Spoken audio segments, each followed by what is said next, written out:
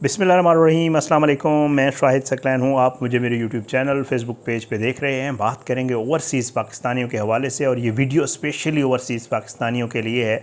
मैं अक्सर ऐसे मामलात पे वीडियोस करता रहता हूँ। सबक है ये, क्योंकि बड़ा अफसोसनाक वाक़या पेश आया। सऊदीया में दो सगे भाई, एक कज़न, उनको जो है बाजोड़ से ताल्लुक़ था पाकिस्तान में, उनको वहाँ पर जो है बड़ी बेदर्दी से कत्ल किया गया। आगे चल के आपको बताता हूँ कि ये कत्ल करने वाला कोई और नहीं था बल्कि एक ऐसा शख्स था जिसके वालिद के ऊपर और उसके ऊपर इनके वालिद ने एहसान किया था।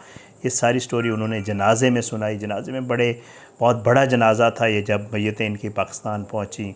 और जो है बड़ी अफसोसनाक ये जो कहानी है ये आज की इस वीडियो में आपको सुनाऊंगा और ओवरसीज़ पाकिस्तानियों के लिए इसमें सबक है। सुनिएगा ज़रा गौर से कि किस तरह जो है दो सगे भाइयों को और एक कज़न को तो गए हुए महज 15 दिन हुए थे सऊदीया।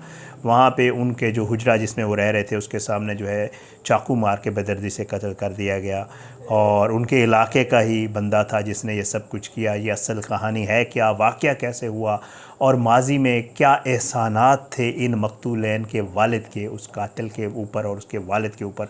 आज की वीडियो में ये सारी तफसील आपके साथ शेयर करेंगे।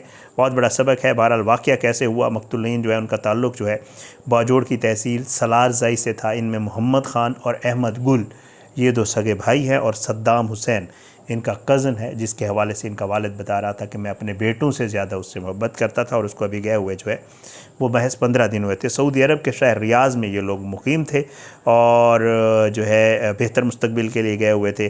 अब अहले खाना ये बताते हैं कि तीनों नौजवान रियाज़ में एक ही रिहायशी हुजरे में रहते थे, जैसे अमूमन लोग रहते हैं इकट्ठे।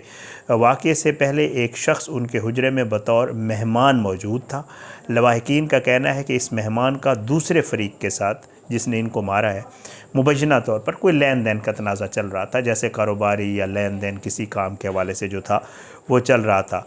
जो मेहमान इनके पास आया हुआ था, जब वो हुजरे से बाहर निकला तो जो कत्ल करने वाले हैं उसने उसे बाहर रोक लिया। पहले बातचीत शुरू हुई, फिर बात तल्ख़ कलामी तक पहुंचती। देखते जो है मामला हाथापाई में तब्दील हो गया। अब ज़ाहिरी बात है वो इनका मेहमान था और हमारे यहाँ आपको पता है मेहमान को जो है वो बहुत ज़्यादा कदर दी जाती है और मेहमान को यही समझा जाता है कि अगर हमारे घर में उसके साथ कोई ज़्यादती कर रहा है तो फिर वो हमारे साथ ज़्यादती कर रहा है। इन्होंने भी यही किया। इस दौरान बताया यह जाता है कि जो मोहम्मद ख़ान था उसने बीच बचाव के लिए मुदाखलत की। उसने कहा ये शख्स हमारा मेहमान है, इसके साथ हमारे हुजरे के सामने बदसलूकी मत करो। मगर सूरत हाल काबू में आने के बजाय मज़ीद बिगड़ गई। अहले खाना के बयान के मुताबिक इसी दौरान सद्दाम हुसैन भी वहाँ पहुँच गया। उसने मोहम्मद ख़ान को ज़ख्मी हालत में देखा और झगड़ा ख़त्म कराने की कोशिश की, मगर मुबैना तौर पर सद्दाम पर भी चाकू से हमला कर दिया गया। सो ये दूसरा बंदा गर्दन पर वार हुआ और सद्दाम हुसैन वहीं जान की बाजी हार गया। इसके बाद जब मोहम्मद ख़ान ने सद्दाम को बचाना चाहा तो उससे भी मुबैना तौर पर मुतअद्दिद वार करके शदीद ज़ख्मी कर दिया गया और मोहम्मद ख़ान भी ज़ख्मों की तालाब न लाते हुए दम तोड़ गया। जब तीसरे भाई अहमद गुल, उन्होंने भी अपने भाइयों को देखा और वो भी आगे बढ़ा तो उससे भी मुबैना तौर पर सीने पर चाकू के वार किए और इन तीनों को जो है इनके हुजरे के सामने जो है मार दिया गया। और यूँ एक ही ख़ानदान के ये तीन नौजवान अहमद गुल, मोहम्मद ख़ान और सद्दाम हुसैन जो है वह चंद ही लम्हों में जो है वो उनकी मौत वाक़या हो गई। इनकी मैयतें पाकिस्तान पहुँचाई गई हैं। बहुत एक वायरल वीडियो हो रही है, बड़ी दर्दनाक वीडियो है। इनका भाई है, इनके कज़न्स हैं। मैयतों के ऊपर बहुत जो है बहुत बड़ा जनाजा था इनका, पूरे इलाके के लोग आए हुए थे। फिर गांव में आपको पता ये होता है कि वो कह रहे थे कि हमने बदला लेना है इनकी फैमिली से जिन्होंने वहाँ पे मारे हैं, लेकिन इनका वालिद जो है वो कहता है नहीं, मैं कोई बदला नहीं लूँगा। उनका वालिद वहाँ बूढ़ा है, उसके घर को भी नहीं गिराने दूँगा, कुछ भी नहीं करने दूँगा। ये बड़ा एक चीज़ सोशल मीडिया पर वायरल हुई है। बहरहाल अहले खाना के मुताबिक इस वाक़े में 5 अफराद को नामज़द किया गया। ख़ानदान का दावा है कि इनमें से 3 अफराद के पास चाकू थे, जबकि 2 अफराद ने मुक़तूलीन को पकड़ रखा था। वाक़े के बाद तमाम नामज़द अफराद जो हैं वो मौके से फ़रार हो गए। लेकिन इसकी लेटेस्ट डेवलपमेंट भी आपको बताता हूँ। सऊदी हुकाम जो है वो कार्रवाई इसके ऊपर कर रहे हैं। वाक़े के फ़ौरी बाद सऊदी पुलिस ने हरकत में आते हुए तहकीकात का आगाज़ किया। ज़राए के मुताबिक पुलिस ने जदीद टेक्नोलॉजी और दस्तियाब साइंसी शवाहिद की मदद से मुबैना मुलज़मान का सुराग लगा लिया। बरवक्त कराई के नतीजे में 2 अहम मुलज़मान जो है उनके हवाले से बताया जा रहा है गिरफ़्तार कर लिया गया है, जिनसे तफ्तीश का अमल जारी है, जबकि पुलिस की जानिब से दीगर मुलविस मुलज़मान की गिरफ़्तारी के लिए छापे मारे जा रहे हैं। अच्छा, अब बताता हूँ आपको मामला क्या था। ये जो मकतूलीन हैं, ये कहानी आपको स्टोरी तो बतानी थी कि क्या कुछ हुआ, लेकिन जो इनके वालिद ने जनाजे के बाद एक चीज़ सुनाई है रोते हुए, वो मैं आपको बताता हूँ। जो मकतूलीन का वालिद है 2 भाइयों का और सद्दाम का जो चचा है, वो जनाजे में आया हुआ था। उससे फिर कुछ लोगों ने पूछा, पश्तो में वो गुफ्तगू कर रहा है, तो मैं आपको ज़रा खुलासा उसका बता देता हूँ। वो ये कहते हैं कि मैं सऊदीया में था और ये जिन्होंने मारा है इनका वालिद, इनका एक जो रिश्तेदार था वो सऊदी कफ़ील के साथ उसकी कोई गड़बड़ हुई, वो भी सऊदीया में था क्योंकि ये एक एरिया के लोग हैं। वो कहता है कि जी उसकी गड़बड़ हुई और ये मतलूब हो गया जो शख्स था, ठीक है। जो सऊदीया में रहते हैं उनको अंदाज़ा है मतलूब होना क्या है। मतलूब का मकसद ये है कि अगर वो गिरफ़्तार होगा तो जिसके पास होगा वो भी फिर इसमें गिरफ़्तार ही होता है, उसके ऊपर भी वो आता है कि आपने एक ऐसे शख्स को क्यों रखा हुआ था जो मतलूब है। अब मकतूलीन का वालिद ये बता रहा है वो मतलूब हो गया, उसको सर छुपाने के लिए कोई जगह नहीं मिल रही थी। मेरे पास हुजरा था, मैं वहाँ रहता था, गाड़ी चलाता था। मैंने उसे कहा मेरे पास आ जाओ, मैं तुम्हें छुपाता हूँ, अपने पास रखता हूँ। कहते हैं मैंने ये ज़्यादती की। वो हुजरे में ये कह रहा था कि हमने ज़्यादती किया, सऊदीया जाते हैं हम लोग और गलत काम करते हैं पाकिस्तानी, ये वो तस्लीम कर रहे थे। बहरहाल वो ये कहते हैं कि मैंने उसे जगह दी, मतलूब था उसे छुपाए रखा, कहीं जाना होता तो अपनी गाड़ी में ले जाता था। मुझे जो मेरे दोस्त मेरे साथ रहते थे वो ये कहते थे कि ये शख्स मतलूब है, अगर ये यहाँ से गिरफ़्तार हुआ हमारे हुजरे से या तुम्हारे साथ जाते हुए गिरफ़्तार हो गया तो क्या करोगे, तुम भी गिरफ़्तार हो जाओगे। तो मैं कहता था खैर अब इस पर मुश्किल वक्त है, मैं इसकी मदद करूँगा। कहते मैंने उसकी मदद की।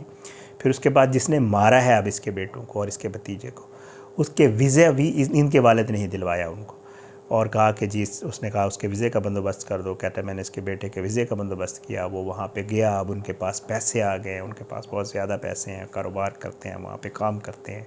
और इनके वालिद का ये कहना था कि उसी पैसों के चक्कर में और उसी उसके ज़ोर में जो है इन्होंने मेरे बेटे मुझसे छीन लिए। बहरहाल बहुत एक जो उन्होंने बात की, जो मैं क्योंकि पश्तो में था वो सारा आपको इसलिए बता रहा हूँ।